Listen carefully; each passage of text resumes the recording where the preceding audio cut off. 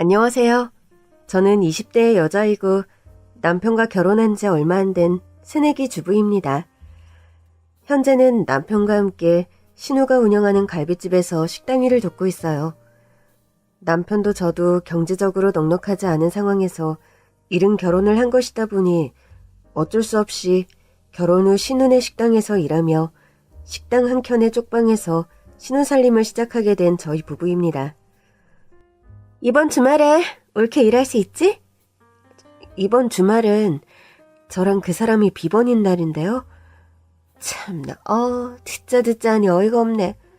호의가 계속되면 권리인 줄 안다더만 그 말이 딱 맞아? 저번 공휴일에도 두 사람 비번이라 해서 손님 엄청 많은 날인데도 쌍으로 빼줬으면 이번 주말 정도는 일할 생각해야 하는 거 아니야? 다름이 아니라 이번 주말에 미뤄둔 치과 치료를 받기로 했어서. 치과 치료야 총각을 다투는 치료도 아닌데 뭐가 급하다고 일을 등한시해. 이래서 가족을 직원으로 쓰면 안 된다는 소리가 나오는 거야. 죄송해요. 제가 생각이 짧았네요. 치과 예약은 나중으로 미룰게요. 신우가 운영하는 갈비집은 나름 장사가 잘 되는 편입니다. 저와 남편 말고도 7명의 직원이 더 있는데 다른 직원들은 비번인 날 동원되게 되면 추가 수당을 시급을 쳐서 계산해 줍니다. 그런데 저와 남편은 손님이 많다고 비번인 날 아무 때나 툭 하면 일하러 나오라고 동원을 시키면서도 추가 시급을 한 푼도 계산해 주지 않는 신우입니다. 너, 네 신우일 좀 도와준다고 생색낼 생각 추호도 하지 마라. 개구리 올챙이적 생각 못하는 게 사람 인심이다만 네가 어떤 처지에서 우리 집에 시집왔는지 잊어먹지 말란 소리야. 가정환경이 온건하고 무난하길래, 그렇다고 직업이 확실하길래, 아니면 막말로 뭐 가진 거라도 많길래? 그 정도면 며느리감으로 삼진 아웃인 거 옳게도 잘 알지? 그런 식으로 모멸적인 말을 서슴지 않고 자주 뱉어내는 시어머니와 시누이입니다. 네, 사실 저의 가정환경이 유복하지도 않고 기고한 것이 사실입니다. 저는 어려서 일찍 조실부모하고 고모부부 댁에서 자랐어요. 고아원에서 자랄 수 있는 환경이었는데 그래도 고모님 댁에서 자랄 수 있었다는 게 다행인 것 같은데. 아니야? 글쎄, 내가 배은망덕한 건지는 몰라도 나 자라면서 그런 생각 많이 했어. 차라리 고아원에서 자랐다면 이런 마음의 상처를 받으면서 살진 않을 텐데 하는 그런 생각. 고모 가족들이 당신 차별하고 그랬어? 차별?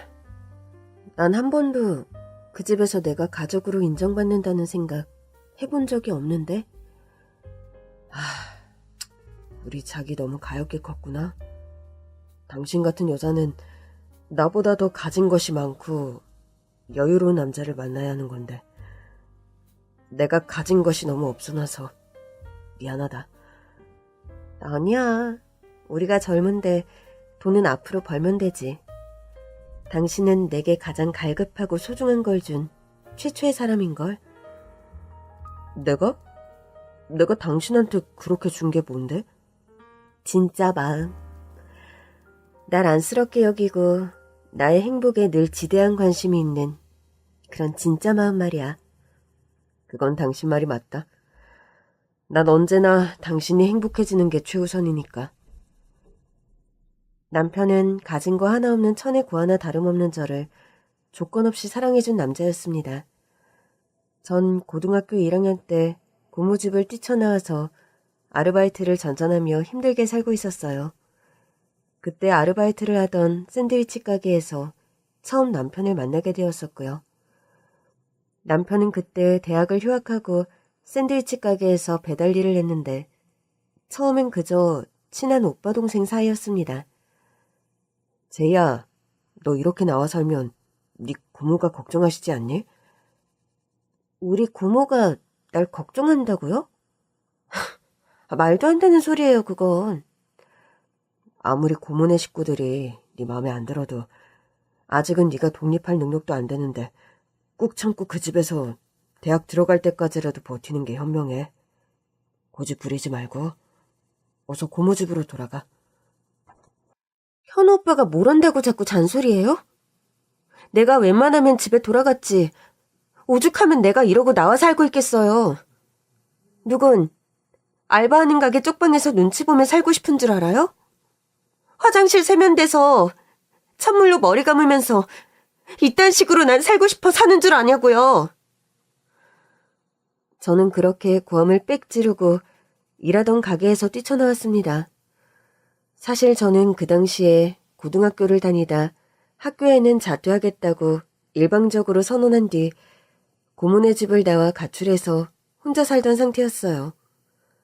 왜 그렇게 대책도 없는 무모한 가출을 감행했냐고요?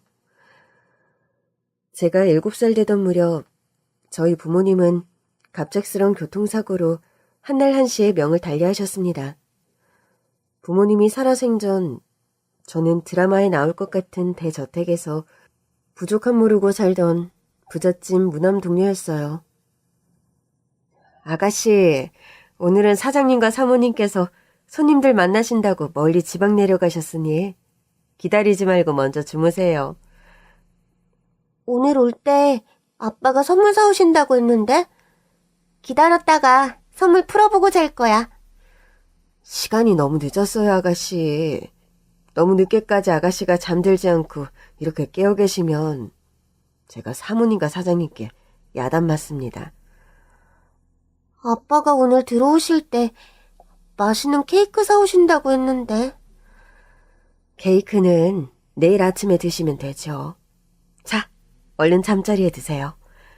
꼬마 숙녀들은 일찍 잠자리에 들어야 나중에 공주님들처럼 키도 크고 예쁜 아가씨가 된답니다. 알겠어요, 아줌마. 대신 동화책 읽어주세요. 피노키오 동화책이요. 네, 아가씨. 얼른 침대로 들어가세요.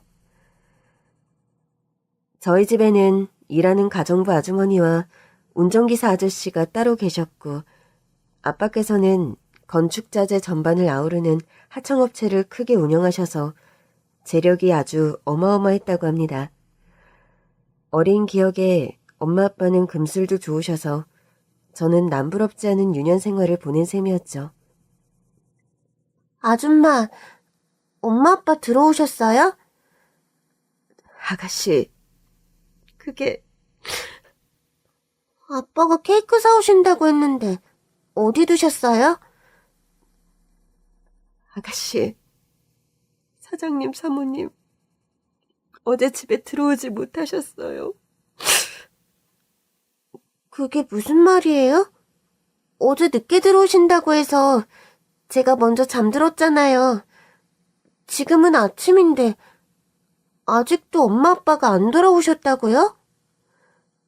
아가씨, 사장님 사모님께서 고속도로에서 밤늦게 교통사고를 당하셔서 그만. 아빠가 사오신다는 케이크를 저는 영영 맛보지 못했습니다. 그날의 사고로 엄마 아빠는 하루아침에 두 분이 다 동시에 하늘나라로 떠나셨어요. 졸지에 7살의 어린 저는 고아가 되어버렸고 아빠가 운영하시던 사업을 아빠 밑에서 일하시던 고모부가 맡아 운영하게 되었습니다. 그리고 그 이후로 줄곧 저는 고모집에서 얹혀 사는 신세가 되었고요. 엄마, 내가 왜 쟤랑 같은 방을 써야 돼요? 아, 나 싫어요. 쟤랑 한 방 쓰는 거. 민영아, 쟤가 부모님 돌아가셔서 이제부턴 우리 집에서 함께 살아야 돼. 조만간 지금보다 큰 집으로 이사 갈 거니까 그때까지만 좀 참자, 응? 아, 짜증나. 엄마 아빠랑 오빠랑 나 우리 네 식구 사는 집에 다른 사람 들어와서 사는 거 나 싫단 말이야. 고모의 딸은 저보다 2살이 많았는데 성격이 유별나고 소유욕이 무척 강한 스타일이었습니다. 하루아침에 부모를 잃은 어린 저를 고모가 조금 신경 써주시는 것조차 무척 싫어하고 대놓고 질투를 하곤 했죠. 아, 엄마, 왜 제 입은 스타킹 사주고 제 건 안 사줘요? 민영아, 너는 스타킹 이미 많잖아. 제이 거는 보니까 너무 작은 것들밖에 없어서 엄마가 새로 사준 거야. 방 같이 쓰는 것도 짜증나 죽겠는데 엄마까지 쟤랑 나눠야 돼요? 내가 왜 그래야 하는데? 제이 엄마 아빠가 하루아침에 돌아가셨잖아. 그럼 유일한 혈육인 엄마가 좀 도와줘야지. 안 그러니? 엄마 아빠 없는 애들 가는 데 있잖아요. 제이 쟤도 고아원 보내면 되지. 왜 우리가 그래야 되는데? 민영이, 너 자꾸 그렇게 못되게 굴 거야? 엄마가 너 그렇게 이기적으로 굴지 말라고 했지? 왜 이렇게 애한테 언성을 높여? 여보, 민영이 얘가 자꾸 제이 듣는 앞에서 못된 소리 하잖아요. 당신 어린 딸한테 너무 엄격하게 구는 거 아니야? 민영이 입장에서 당신도 한번 생각을 해봐. 어느 날 갑자기 객식구 들어와서 방도 같이 쓴다, 엄마 사랑도 나눈다. 그거 당연히 불만 나올 상황이야. 아니 여보, 당신까지 어떻게 그런 소리를 해요? 제이 아빠, 우리 오빠가 하던 사업 물려받아 사장님 소리 들으면서 그럼 그거 가지고서는 왜 화를 안 내는 거죠? 아이 참, 지금 그거 가지고 나한테 생색내는 거야? 회사 사장님 돌아가셨으니 그 밑에서 일하던 내가 회사 책임지고 일하고 있는 건데 무슨 혜택을 받은 사람처럼 말하네? 내 말은 그게 아니라 쟤 이제 하루아침에 엄마 아빠 잃고 어린 것이 불쌍하지도 않아요? 왜 이렇게 사람이 동정심이라고는 없어? 고모 댁에 제가 들어가 살게 된 이후로 이런 분란이 끊이지가 않았습니다. 어린 마음에도 나 때문에 고모 식구들이 싸운다는 생각이 들어 언제나 노심초사 좌불안석. 집에 있는 것이 편하지도 않았고 결코 행복하지도 않았어요. 고모, 저 그냥 고아원에 데려다 주시면 안 돼요? 제이야, 너 무슨 말을 그렇게 하니? 고모부도 민영이 언니도 저랑 같이 사는 거 너무 싫어하시니까요. 아니야, 제이야. 절대로 그런 거 아니야. 그리고 고모가 있는 이상 널 고아원에 보내는 그런 일은 절대 없으니까 자꾸 그런 쓸데없는 소리 하지 마. 알았지? 자꾸 저 때문에 고모랑 고모부랑 싸우시는 거 너무 싫어요. 고모가 앞으로는 절대 그러지 않을게. 그리고 민영이가 막내로 지내서 버릇이 없어서 그래. 시간이 좀 지나다 보면 민영이도 적응할 거야. 민영이가 서운하게 하면 바로 고모한테 말하렴. 알았지?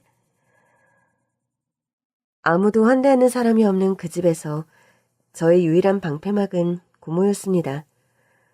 그러던 제가 중학교 들어가던 무렵 몇 년간 유방암 투병을 하시던 고모가 명을 달리하시고 말았습니다. 고모 돌아가시면 안 돼요. 정신 좀 차려보세요. 제이야, 미안하구나. 내가 하루라도 더 살아서 너를 지켜주고 보듬어줘야 되는데. 고모, 많이 아프세요? 진통제 좀 더 갖다 드릴까요? 아니야. 약은 먹을 만큼 먹었어. 그나저나 내가 세상을 떠나면 혼자 남겨질 네가 너무 걱정이 되는구나.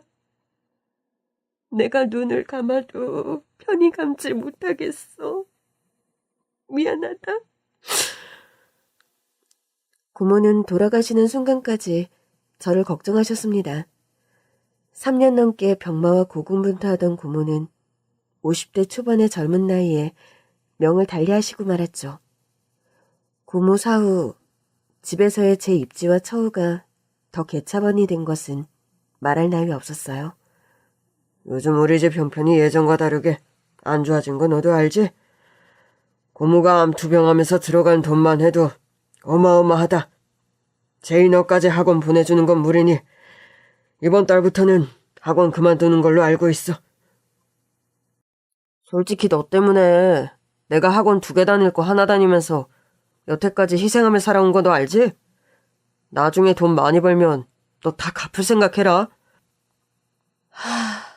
이런 말 듣는 거 하루 이틀이지. 저도 지겹네요. 뭐라고? 고모부, 저 이제 어린애 아니에요.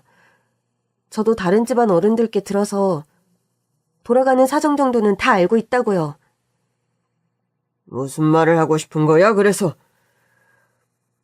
저희 아버지가 하시던 사업, 그거 고모부가 아무 대가 없이 다 이어받아서 운영하셨잖아요.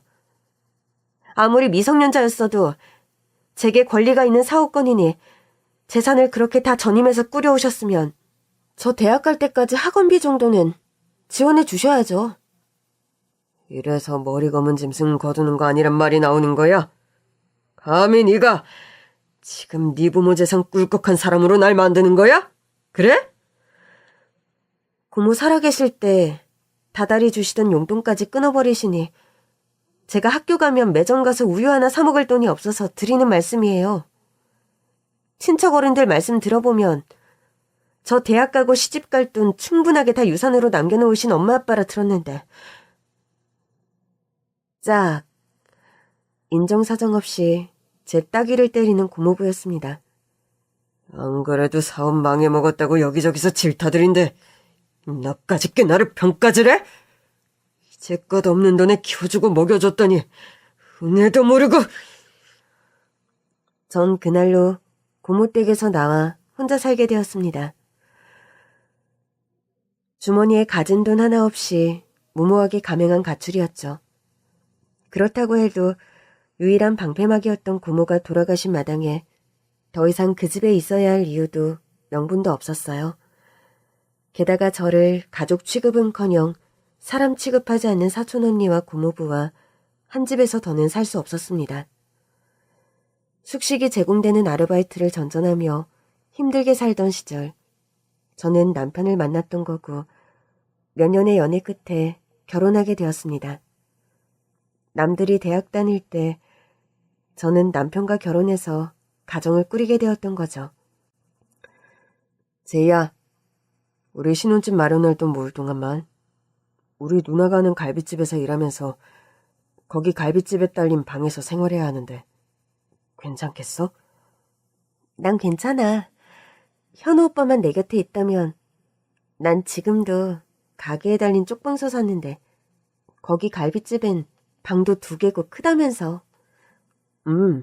갈비집 건물 바로 옆에 직원 숙소처럼 해둔 곳이라 식당하고도 분리된 공간이야. 우리 독립할 작은 모을 동안만 거기 지내는 걸로 하자. 번듯한 집 한 칸 없이 너와 결혼하게 되어서 미안하다. 아니야, 오빠. 난 나한테 진짜 가족이 생긴다는 것만으로도 너무 좋고 행복한걸? 남편의 가정사 또한 평범하진 않았어요. 돌아가신 남편의 친부와 현재의 시어머니는 재혼해서 가정을 꾸린 케이스였습니다. 시어머니는 전 남편과의 사이에서 시누이를, 돌아가신 시아버지는 전 아내와의 사이에서 남편을 데리고 재혼을 하신 거였죠. 쉽게 말해 시누이는 남편과는 피가 섞이지 않은 남매지간이었습니다. 그래서일까요? 시누이의 저와 남편에 대한 처우는 남보다 못한 경우가 많았습니다. 불판 닦는 아저씨가 갑자기 허리가 아프다고 오늘 결근이네? 현우야, 오늘 일 마감하고 불판 좀 닦고 퇴근해라. 네, 알겠어요, 누나. 제이 너도 주방 마감 끝나면 불판 좀 같이 닦고. 네, 알겠어요. 올케는 근데 밥을 몇 시간을 먹어? 누가 보면 가게에서 일하는 사람이 아니라 여기 갈비집 손님인 줄 알겠어. 일하는 사람이 좀 후딱후딱 먹고 빨리빨리 일할 생각은 안 하고? 네, 다 먹었어요. 제가 밥을 빨리 먹으면 소화가 잘 안 되는 체질이라서. 아이고, 공주님 나셨네요. 공주님 나셨어. 차라리 다른 곳에서 일하는 게 속편하지 않을까 싶다가도 식당에 딸린 직원 숙소를 신혼집 삼아 생활하는 저와 남편이었고 또 미워도 가족이라는 생각 때문에 하루하루 힘든 일상을 버티는 저와 남편이었죠. 여보, 우리 조금만 여기서 더 견디자. 당신이 자꾸 이런 대우 받을 때마다 내가 너무 미안한데 당신 고생 올해는 안 시킬게. 우리 신혼집 대출 받으려면 1년은 채워야 하잖아. 그때까지만 여기서 일했으면 좋겠어. 나도 그거보다 더 오래 여기서 일하자는 소리 안 해. 조금만 더 고생하면 우리 신혼집도 없고 또 우리 원하던 꼬치구이 선술집도 열 수 있을 거야. 당신 그만큼 벌써 돈을 모았어? 당신한텐 말은 안 했는데 내가 사업자금 모으는 것 때문에 더 신혼집 마련을 못했어. 우리 조금만 더 고생하면 집도 없고 우리 원하던 꼬치구이 선술집도 열 수 있으니까 조금만 더 견디자. 미안해. 아니야. 나 혼자 고생하는 것도 아니고 당신도 똑같이 고생하는데 뭐. 미안해, 제이야. 내가 나중에 돈 많이 벌면 너 정말 호강시켜줄게. 말만 들어도 행복하다. 그러던 어느 날이었어요. 도매로 고기를 받아오는 정육점에 물건을 받으러 간 남편이 시간이 한참 지나도 돌아오지 않는 겁니다. 이상하다 생각하며 남편에게 전화를 해도 받지 않아 걱정을 하고 있었는데, 여보세요? 네, 여기가 땡땡갈비집 맞는데 누구시죠? 뭐라고요? 병원이라고요? 네? 우리 현우가요? 형님, 무슨 일이신데 그러세요? 현우가 오토바이를 몰다 사고를 당해서 지금 응급실에 있다는데? 옳게, 지금 당장 병원에 가봐. 얼른. 저는 무슨 일인가 싶어 당장 병원으로 달려갔고 병원 응급실에서 믿지 못할 비보를 접해야 했습니다. 버스와 충돌 사고가 나는 바람에 척추와 뇌에 큰 부상을 입었습니다. 출혈이 너무 심해서 지금 방금 응급수술 들어갔는데 일단 경과를 봐야 알겠네요. 남편은 5시간이 넘는 외과 수술을 받았는데 결국 버텨내지 못하고 명을 달리하고 말았습니다. 수술 침대에 실려 나오는 창백한 남편의 얼굴을 보는 순간 뭔가 불길한 예감이 들기는 하더군요. 의사로부터 직접 사망 선고를 듣는 순간 저는 오열하며 병원 바닥에 쓰러지고 말았습니다. 말도 안 돼. 말도 안 돼. 이렇게 갑자기 내 곁을 떠나는 게 어딨어. 여보, 평생 내 곁에 있어준다고 약속했잖아요. 일어나서 제발 정신 좀 차려요. 흐느끼는 저의 외침에도 남편의 감은 눈은 떠질 줄 몰랐습니다. 남편을 황망하게 떠나보내고 장례를 치른 뒤 저는 다시 신우이의 갈비집이를 도우면서 살게 되었습니다. 남편에 대한 그리움이 채 가시기도 전에 다시 혹독한 시집살이를 하게 된 거였죠. 왜 이렇게 음식 나르는데 매가리가 없어. 현우가 그렇게 되고 상심이 큰 건 알겠는데 그런 식으로 일하면서 개인적인 감정을 전가하면 어쩌자는 거야? 죄송해요, 형님. 손님들 앞에선 좀 방글방글해야 음식 먹는 손님들이 기분이 안 상하지. 그렇게 북쪽의 소나기 같은 표정으로 서빙하면 사람들이 우리 식당 다시 올 맛이 나겠냐고 어디. 형님, 그런데 저랑 그 사람 밀린 월급 정산 좀 해주시면 안 되나요? 월급 정산 해주시겠다고 하고 여태 한 번도 정산을 안 해주셔서. 아니, 너는 남편 죽은 지 얼마나 됐다고 월급 타령이니? 식당에서 먹여주고 재워줬는데 뭐 돈 들어갈 때나 있어? 아무리 그래도 이젠 좀 월급 정산 해주세요. 그 사람도 명을 달리한 마당에 저도 여기서 일 그만하고 다른 곳으로 옮기고 싶습니다. 아니, 올케, 지금 뭐라는 거야?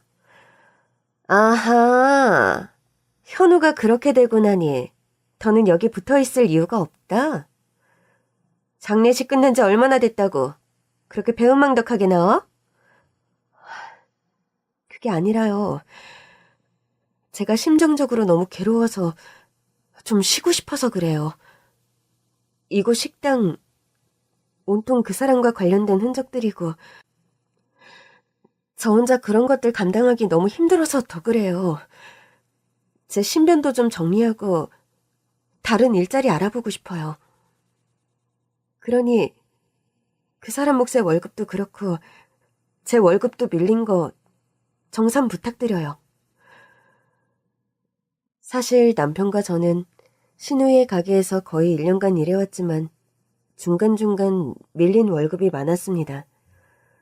살아생전 남편이 뭐라고 할라치면 내가 설마 다른 사람도 아니고 현우 너네 부부 월급을 떼먹겠니? 요즘 가게 대출금이다 보다 처리해야 할 게 많아서 그런 거니? 네가 사정 좀 봐줘라. 그래 현우야. 설마 누나가 네 월급 떼어먹겠어? 가족끼리 그런 걱정하는 거 아니다. 나중에 네 누나가 못 줄 형편이 되면 나라도 줄 테니 걱정 마라. 그래. 내가 형편 조금만 풀리면 네 월급 밀린 거 이자 쳐서 두둑하게 챙겨줄 테니 조금만 기다려라. 그런 말로 차일피일 저와 남편의 월급을 미뤄온 신우이였죠.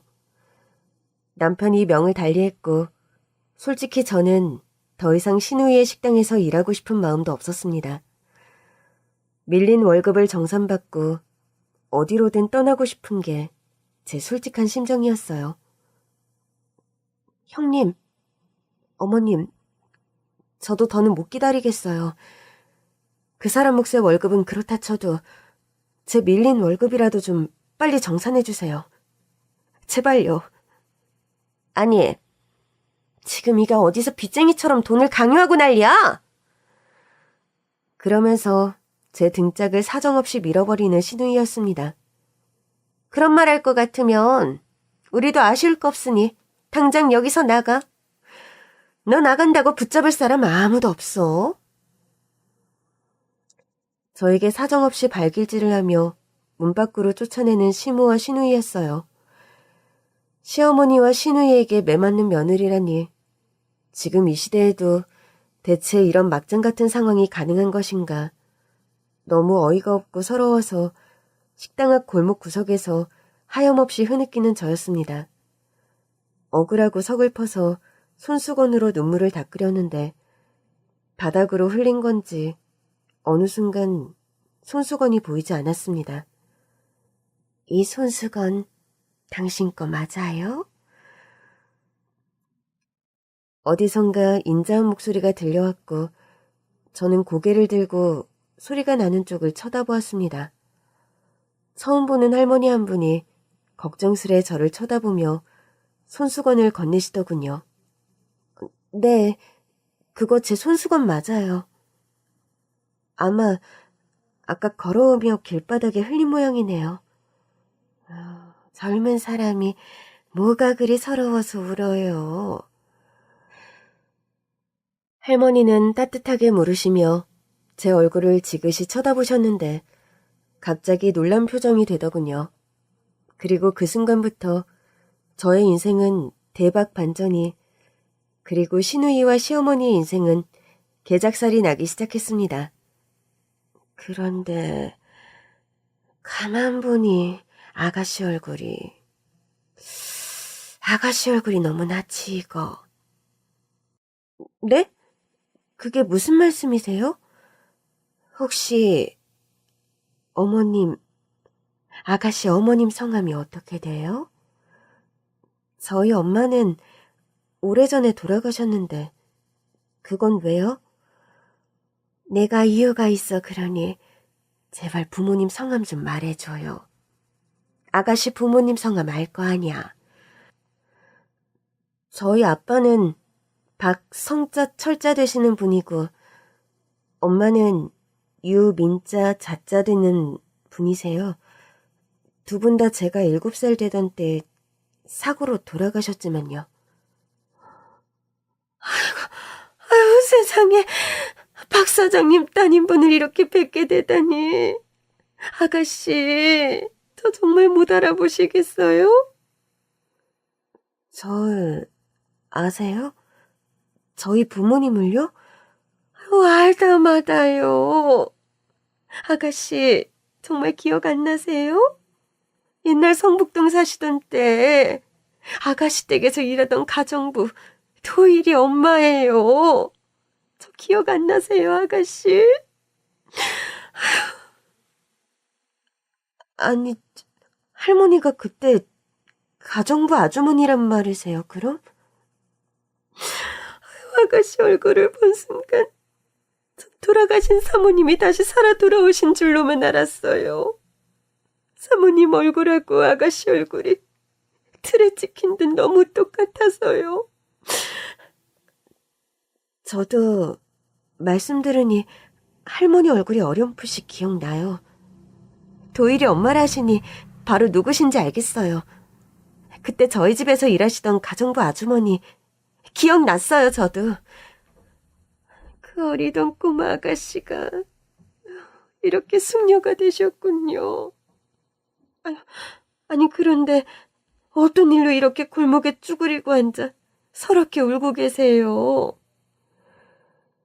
저는 그 옛날 저희 집에서 일하시던 가정부 아주머니, 이제는 할머니가 되신 그분께 제가 처해 있는 상황에 관해 말씀드렸습니다.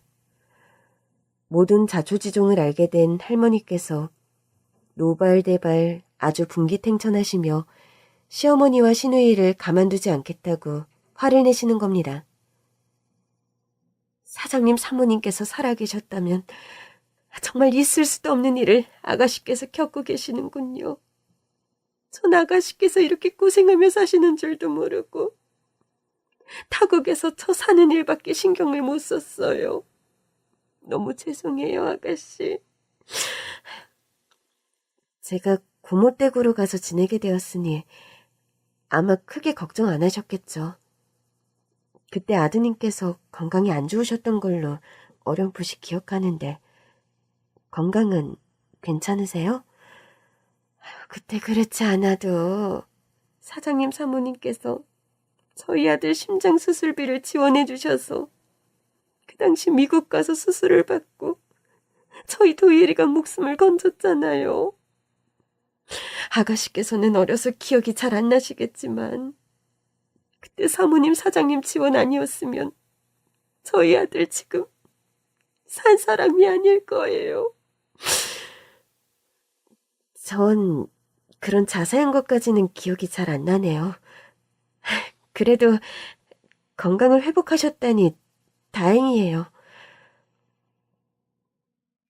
그때 국내에서는 수술도 불가하다고 거의 포기하라 한 아이를 그때 사장님께서 거의 서울 아파트 한 채 값을 저에게 지원해 주셨어요. 그 돈으로 우리 도일이가 미국 가서 수술을 받고 목숨을 건졌어요.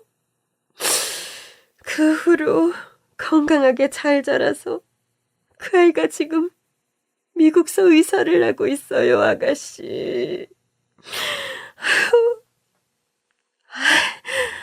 정말 다행이네요. 그때 아드님 데리고 미국 가신다 얘기 들은 것 같은데 그 아드님이 또 미국서 의사를 하신다니 참, 너무 감개가 무량하네요, 아주머니. 아가씨께 아주머니 소리를 들으니 제가 더 감개가 무량해요. 그나저나 아가씨께서 이 고생을 하시며 사는 줄 알았더라면 제가 더 일찍 아가씨를 찾았어야 하는데 이제 아가씨를 뵈러 와서 너무 죄송해요. 하늘에 계신 사장님 사모님께 너무 면목이 없네요. 그렇게 말씀하시며 제 앞에 무릎을 꿇고 펑펑 눈물을 흘리는 그 옛날의 가정부 아주머니, 아니 할머니셨습니다. 반백의 나이 지긋한 할머니께서 저에게 그러고 있으니 지나가는 사람들이 흘끔거리며 시선을 주더군요. 이제 그만 일어나세요. 제가 이런 상황일 거라고 전혀 예상 못 하셨던 건데 그러지 않으셔도 돼요. 그리고 과거의 인연일 뿐이지 아주머니께서 절 돌봐야 할 의무 같은 게 있는 것도 아니잖아요. 말도 안 됩니다, 아가씨. 제가 사장님 사모님 도움으로 저희 아들 목숨을 건졌는데 제 전 재산 다 여기 아가씨께 드린다고 해도 하나도 아까울 게 없는 사람이에요. 아니, 뭘 그렇게까지 은혜를 알아야 사람이지. 그런 고마운 은혜를 잊고도 모른 척하면 그건 짐승이나 짐배 없어요. 모르면 몰랐을까. 제가 이렇게 아가씨 사는 상황을 알게 됐는데 저 이런 말도 안 되는 경우 그냥 넘어갈 수 없어요, 절대. 할머니는 당장 제 손을 잡아 끌고 신우이가 운영하는 갈비집 식당 안으로 들어갔습니다. 한창 바쁜 시간인데 또 어딜 쏘다니다 들어오는 거야? 당신이 우리 아가씨 신우이란 사람인가? 아가씨? 할머니, 지금 누굴 말씀하시는 거예요, 대체? 젊은 여자가 귀 먹었어? 여기 아가씨가 두 사람도 아닌데 못 알아먹어? 할머니, 대체 누구신데 막 소리 지르세요? 나 여기 갈비집에 갈비 먹으러 온 손님이다. 됐니? 그리고 우리 아가씨 보호자라고 하면 설명이 될까? 할머니께서 뭘 모르시나 본데요. 여기 이 여자는 아가씨가 아니라 결혼한 유부녀로 엄연한 아줌마고요. 우리 집안 며느리예요. 여기 제가 사장인 갈비집에서 일하는 종업원이고 오늘부로 아가씨는 여기 식당 그만뒀어. 그리고 남편도 명을 달리한 마당에 무슨 유부녀고 며느리야? 됐고 우리 아가씨 밀린 월급이나 다 내놔. 당신이 뭔데 밀린 월급 내놓으라 말아야. 정말 말로 하려니 안 통하는 여편네로구만. 김 기사, 당장 식당 안으로 들어와. 할머니는 휴대전화를 걸어 누군가를 부르시는 겁니다. 건장한 남자 한 명이 가게 안으로 들어왔고 신우이와 시어머니 모두 경악스러운 표정이 되더군요. 사모님, 부르셨습니까? 뭐 지금 당장 급한 일이 있는 건 아닌데 돌아가는 분위기상 괜히 우리 아가씨 있는 앞에서 험한 일 발생할까봐 내가 김 기사 부른 거야. 제가 왔으니 편히 일 보시죠. 고운 말에서 안 통할 사람들 같은데 일단 잘 들어요. 난 우리 아가씨 밀린 월급 다 받아낼 거고 아가씨 남편분 월급 밀린 것도 다 토해내야 할 거야. 이제까지 시급도 없이 주말이고 비번이 날이고 사람 노예처럼 부려먹은 것까지 다 보상할 생각해. 알아들어? 카리스마 쩌는 포즈로 고함치면서 제 손을 잡고 갈비집을 나가려는 할머니였습니다. 제이, 너 진짜 여기 나갈 거야? 너 지금 여기서 나가면 다시 못 돌아올 줄 알아? 그러면서 제 팔을 낚아채는 신우이의 면상에 할머니가 대뜸 가게 테이블 위에 있던 물수건을 냅다 던져버리더군요. 갑작스런 봉변 앞에서 정신 못 차리고 쩔쩔매는 신우이를 보자니 웃음이 터져나오려는 것을 꾹 참고 저는 할머니 손을 잡고 가게 밖으로 나왔습니다. 아가씨, 저희 아들이 국내 유명 로펌에 아는 인맥이 꽤 있어요. 그 사람들한테 부탁해서 밀린 월급 다 받아주고 부당한 대우에 대한 보상도 받아줄 거니까 걱정 말고 기다리세요. 아주머니, 저를 이렇게 챙겨주셔서 너무 감사드려요. 감사하다뇨. 제가 과거에 사장님 사모님께 받은 은혜에 비하면 너무 늦게 아가씨를 찾아와서 죄송할 따름이에요. 그 옛날에 가정부 아주머니는 아들이 미국에서 심장수술을 받은 뒤 저희 집 일을 그만두고 일본으로 건너가셨습니다. 일본의 친척집에서 기거하며 그곳에 한식당 일을 도왔는데 장사가 무척 잘 됐고 친척 어르신의 사후에 그 식당을 인수받아 일본에서 줄곧 식당 일을 하셨다고 합니다. 제가 가진 게 음식 솜씨 하나뿐이라 그거 하나 믿고 일본서 음식 장사를 했는데 다행히 장사가 아주 잘 됐어요. 평생 번 돈을 가지고 최근에 귀국했고 서울서는 임대업을 하고 있고요. 할머니는 이제 서울서 임대업을 하는 알부자로 살고 있었고 할머니의 아들 역시 미국에서 의사로 일하는데 엄청난 고액연봉을 받는 실력 있는 의사가 되었다고 하더라고요. 제 아들이 그렇게 어려서 미국에서 심장 수술을 받고 목숨을 건지다 보니 그날부터 의사가 될 거라고 매일 노래를 부르더군요. 아니나 다를까 녀석은 지금 미국서 의사를 하며 밥 벌어먹고 살고 있고요. 어려서 제 기억에도 아주머니 아들이 똑똑하고 공부 잘한다는 소리 여러 번 들은 기억이 나네요. 아드님이 그렇게 성공하셔서 너무 기분이 좋으시겠어요. 그런 아들이 선천적인 심장 기형이라고. 그때 미국 가서 수술 받지 못하면 살 가망이 없다 했는데 사장님 사모님께서 선뜻 수술비를 지원해 주셔서 얼마나 감사했는지 몰라요.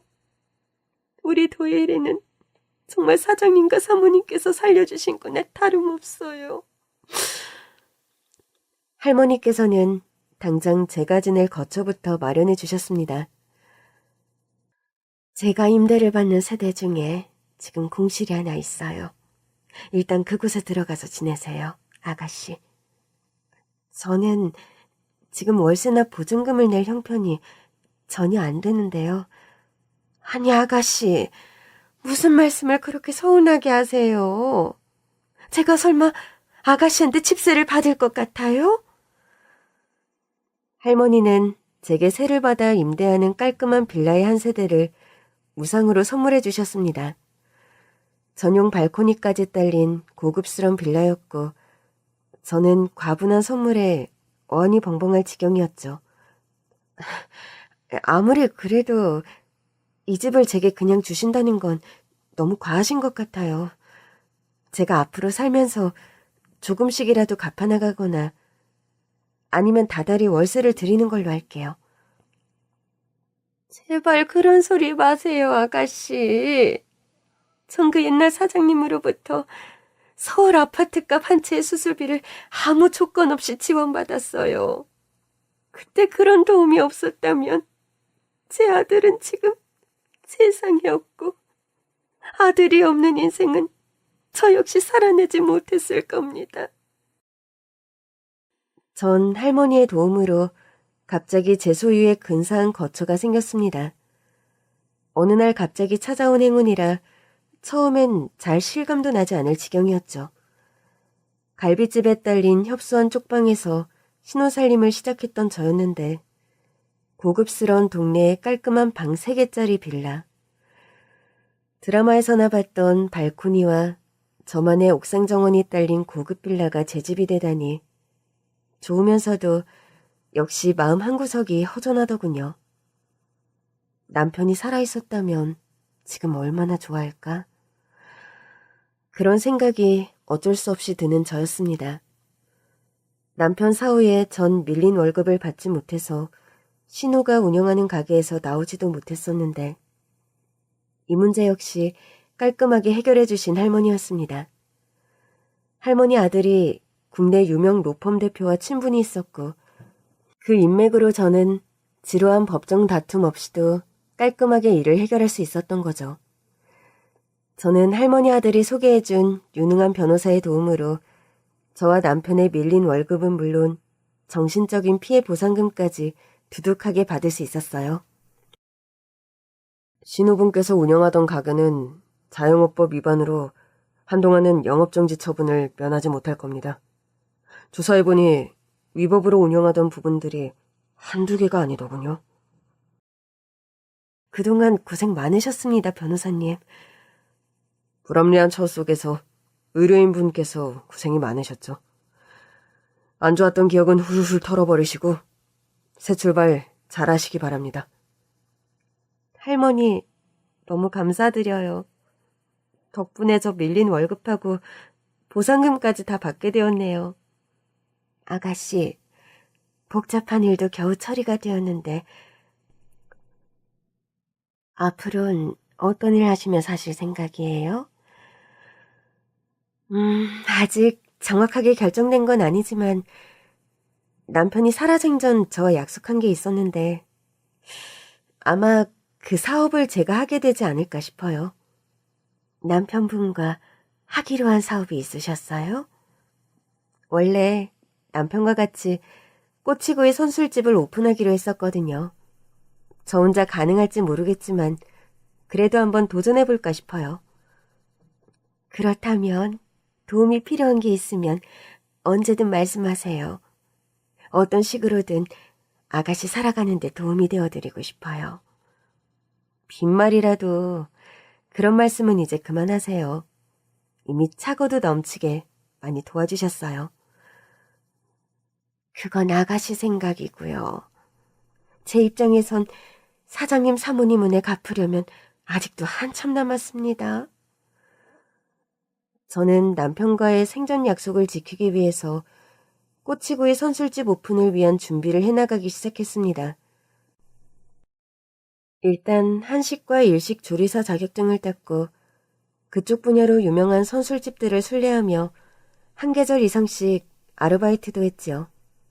경험과 노하우를 쌓아가면서 가게 오픈을 준비하던 어느 날 할머니께서 저를 부르시더군요. 아가씨, 오늘 오후에 잠깐 시간 되세요? 무슨 일이신데요? 오랜만에 아가씨와 차나 한잔 하려고요. 번거롭지 않으면 제가 임대받는 건물로 잠깐 오시겠어요? 네, 그렇게 할게요. 전 할머니의 전화를 받고 약속 장소로 나갔고 그곳에서 다시 기함할 만큼 놀라운 소식을 접했습니다. 여기 어떠세요? 아가씨 마음에 드세요? 여기 보여주시려고 저한테 보자고 하신 거예요? 제가 임대 놓던 매장 하나가 최근에 가게를 뺐어요. 업종을 전환한다고 계약 끝나기 전에 나갔는데 이 자리가 목도 그렇고 여러 가지로 꼬치구이 선술집으로 좋은 자리 같아서요. 제가 오픈 준비하고 있는 건 사실인데 할머니가 새를 놓는 매장에 제 가게를 오픈하라고 이렇게 인테리어까지 다 해놓으신 거예요?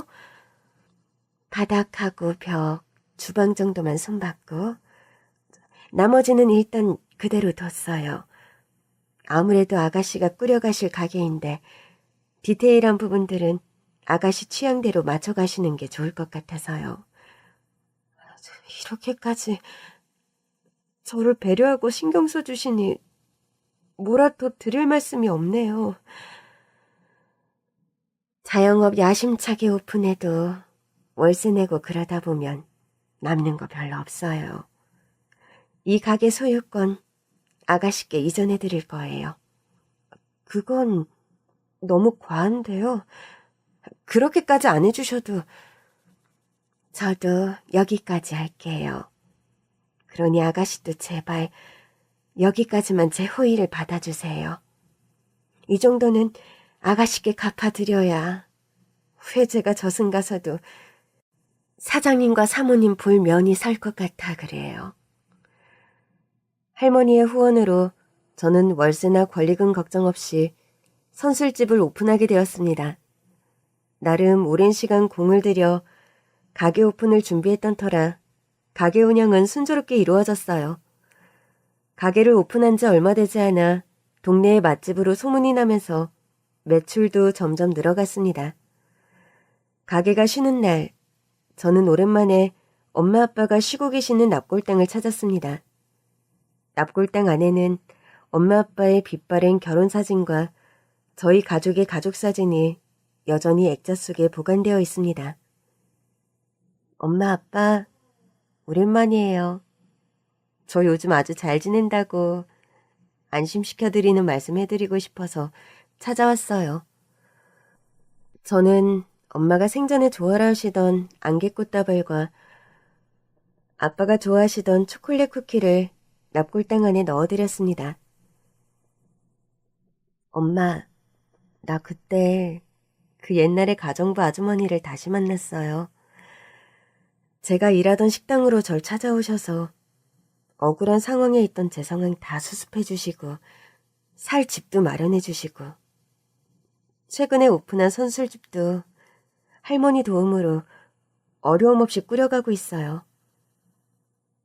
저만 놔두고 두 분 일찍 떠나버리셨다고 저 원망만 많이 했는데 지금 보니까 다 엄마 아빠가 생전에 쌓은 덕으로 이만큼이라도 살고 있네요, 제가. 오랜만에 찾은 부모님의 납골당 앞에서 저는 한참 눈물을 펑펑 흘렸습니다. 그동안 과거에 부모님의 납골당을 찾아와서 늘 원망의 말만 쏟아놨던 제 자신이 기억나서 더 마음이 아프더군요. 저 하늘 위에서 아마 다 듣고 계셨다면 얼마나 속이 상하셨을까. 뒤늦은 후회가 파도처럼 밀려왔습니다. 저 이제는 엄마 아빠가 걱정 안 해도 될 만큼 제가 할 일 하면서 잘 살고 있으니 너무 걱정 마세요. 그곳에서 아무 걱정 말고 이제 두 분도 좀 편히 쉬세요. 집으로 돌아오는 길 시장에 들러서 제수 음식거리들을 장봤습니다. 며칠 후면 남편의 3주기 기일이 돌아오기 때문이죠. 이번 남편의 제사상에는 좀 특별한 음식으로 제수 음식을 차렸습니다. 제가 오픈한 선술집에서 파는 메뉴들로 제수 음식을 꾸며봤어요. 생전 남편은 누구보다 꼬치구이 선술집을 오픈해서 사장님이 되고 싶어 했죠. 우리 너무 크지도 않게 적당하게 아담한 가게 오픈해서 당신하고 나하고 도란도란 꾸려나가자. 당신이 요리 솜씨 좋으니까 주방일 담당하고 그럼 나는 홀서빙? 응? 당신은 사람들하고 얘기하는 거 좋아하니까 아마 서빙이 적성에 맞을 것 같아. 생전 남편과의 약속과는 다르게 저는 주방을 담당하고 아르바이트 한 명을 고용해서 서빙을 시키고 있습니다. 남편과의 그 약속을 지킬 수 있었다면 얼마나 좋았을까. 가게에서 하루에도 몇 번씩 어쩔 수 없이 그런 생각이 드는 저입니다. 남편이 떠난 지 시간이 꽤 흘렀지만 여전히 그 사람에 대한 그리움은 그대로입니다. 남편 제사상에서 가게에서 파는 대표 메뉴들을 올려놓고 제사를 지내는데 문득 남편의 기일이 남편과 저의 결혼기념일이라는 사실이 떠오르더군요. 매년 결혼기념일이면 거창한 이벤트는 아니더라도 꼭 작은 선물과 꽃다발을 제게 안기던 다감한 남편이었죠. 저는 그런 남편과의 자잘한 추억들을 되새기면서 홀로 남편 제사를 지냈습니다. 여보, 내가 만든 선술집 메뉴들 어때? 당신하고 늘 예전부터 얘기하고 계획하던 메뉴들로 만든 건데 당신 입맛에 맞을지 모르겠네? 당신이 오케이 해야 되는 건데 솔직히 걱정돼. 나 혼자 만든 메뉴들이라 괜찮은지 아직 솔직히 자신이 없어. 그래도 나름 장사는 점점 잘 되고 있어서 다행이야. 과거의 귀인을 만나서 집세 걱정 없이 장사하는데 다음 달부터는 월세의 절반에 해당하는 금액이라도 기부를 시작해볼까 해. 당신은 마음이 따뜻하고 나누기 좋아하는 사람이었으니까 내 이런 의견에 당연히 오케이 하겠지? 당신 있는 곳은 요즘 날씨가 어때? 여기는 입춘이 지나서 많이 포근해졌는데 그래도 차가운 바람은 여전해. 다가오는 봄이 오면 지금보다는 당신이 좀 덜 그리울까? 아직은 여전히 당신 품이 너무 그립고 당신 목소리가 너무 듣고 싶다. 당신이 보고 싶어서 우는 날이 앞으로도 많겠지만 그래도 열심히 살아갈게. 하루하루 가게 일 열심히 하면서 또 좋은 일도 되도록 많이 하면서 먼 훗날 당신 만나는 날 부끄럽지 않게 살아왔다고 당당하게 자랑하려면 내일도 파이팅 해야겠지? 당신도 내 걱정은 이제 접어두고 그곳에서 편히 쉬어. 여전히 당신 많이 사랑해. 긴 얘기 들어주셔서 정말 감사합니다.